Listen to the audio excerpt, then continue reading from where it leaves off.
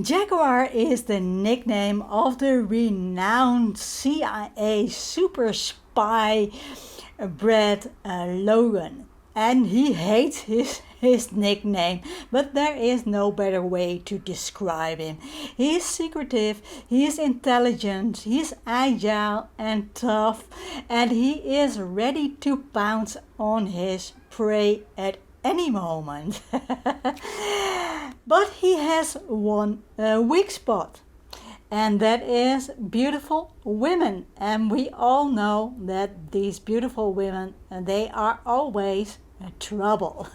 Hi, I'm Annie, and it is Thursday, so it is EuroComic Thursday. Every Thursday I talk about European comic or graphic novel, and it is also August, so it is GarbAugust. And in August we celebrate all kinds of pulp fiction. So for today I am concentrating on European pulp comics, and for some reason they all seem to have been made in Italy. Why, I don't know, but the Italians back in the 1960s, 70s and 80s, they were the masters of pulp. So today I'm talking about the spy comic Jaguar. And this issue I read, Tussen twee vuren, between crossfires, this means, was published in the Super Strip series. And this was a huge series in the Netherlands that covered a lot of different titles, like Diabolic, Jaguar, Jaguar, there were a lot of Jaguar comics published in it, Hyena, and there were a lot of different genres published in this series as well. So you had these Jaguar type spy comics, you had the Fumetti Neri Diabolic comics. These were literally translated, Fumetti Neri is black comics, and they had an anti-hero or a villain in the story, as main character in the story, and it was largely based on the film noir type of storytelling technique. But there were also horror comics, there were loads and loads of erotic comics, and there were, Western comics, war comics, horror. I've already said horror. You can't, every genre you had, and they were made into Italian pulp comics.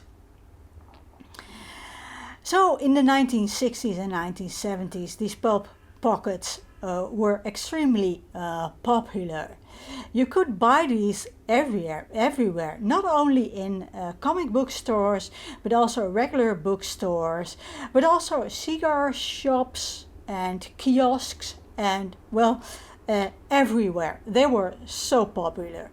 There was a problem with these comics being so violent, and there were erotic scenes in it. And in the 1960s, public campaigns were organized against these comics who corrupted the youth of that time. You can compare it. This was done in Italy, but you can compare it to these 1950s. I think it was McCarthyism. You had these scientific research that said that EC Comics published a lot of horror comics, and these were damaging and criminal, making it so that criminal youth children would become criminals if they read these comics. Well, in Italy there were people who were convinced of the same thing. And there was a trial in 1966, and this resulted in the reduction of violence and erotic situations in these pulp comics.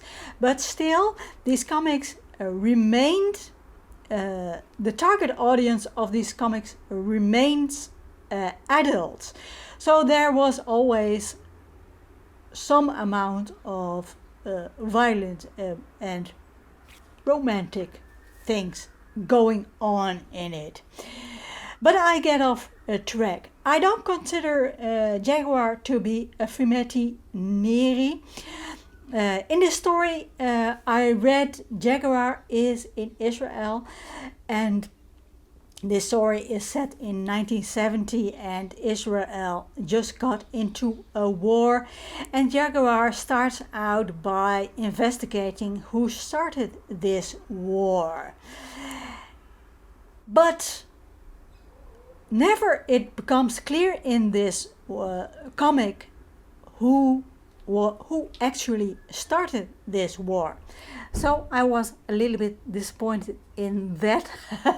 But never mind, the story is more about the fact that the Israelis have this secret weapon, and Jaguar has to smuggle this weapon outside of the country to America. So the story is all about that. And I was entertained by it nonetheless. I thought it was the brilliant story. Well, no. But I was entertained, and nonetheless. And it's unclear who wrote this story, so maybe the writers of this story didn't want to burn their fingers on the whole Gaza conflict. And to be honest, it is very complicated, and I don't really understand any of it. So complicated is it. So I don't blame them to not go into detail in this simple comic, not to go into detail about that. But why mention it in the first place? I don't know. It's also unclear who did the artwork, so I think it is a little bit of a pity. But the scenes, I think the illustrations are very good. The scenes are very dynamic. It reminds me of one of those cheap pulpy action films, and I found it really excellently drawn in a pulpy kind of way. On the cover and the first couple of pages, beautiful women are promised, but they soon leave the scene. Voluntarily or not. So it's all men doing men stuff during a war. Is this a pity? Well, I secretly found this a little bit of a pity, but like I said, I was entertained by this story nonetheless. I don't know if this story was translated in English. If you recognize the drawings and you know of an English translation of this Jaguar series, do let me know in the comments below, because I'd love to hear from you and to know more about it. I only know that this series is in Italian and is translated into Dutch. I don't even know if it is translated into French. I have no idea. So this was my EuroComic Thursday. Keep those pulp juices flowing, and I hope to see you in the next video.